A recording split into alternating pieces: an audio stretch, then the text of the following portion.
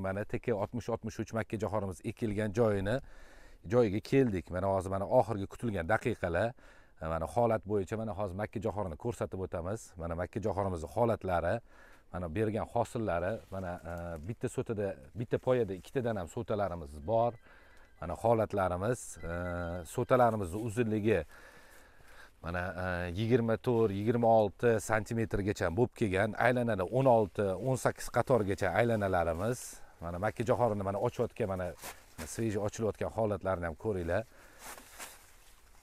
Bu yo'nalishimiz ham silis yo'nalishida, ham don yo'nalishida berilgan makkajo'xorimiz.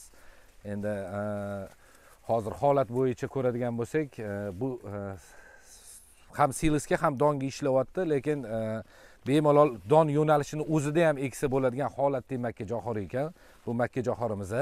Endi buni hozir silis yo'nalishida beradigan bo'lsak, makkajo'xorini o'zini qaranglar, mana poyamizni mana batvasini qarang, batvasini qalinligini, mana bayini qaranglar, qanaqa shirokiyligini. Bu massani berishga juda ham effektivniy ishlaydi. Endi mana bo'ylarini o'zini taxminiy ko'rsatib o'tamiz. Bo'ylari где-то 3,5.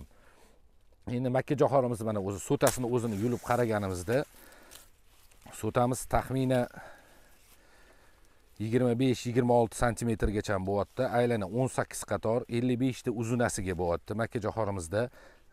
Endi buni taxminiy bir o'zini vesini ham sizlarga ko'rsatib o'tamiz. Mana so'tamizning vesi, so'tamizni o'zini qo'yadigan bo'lsak 570 gram.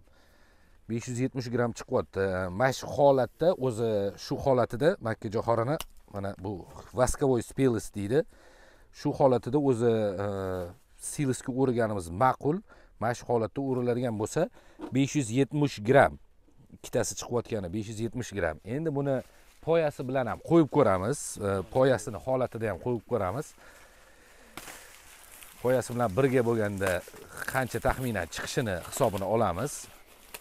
Baylarini tushirib yormang, birgalikda baylarini yig'ib qo'ysangiz.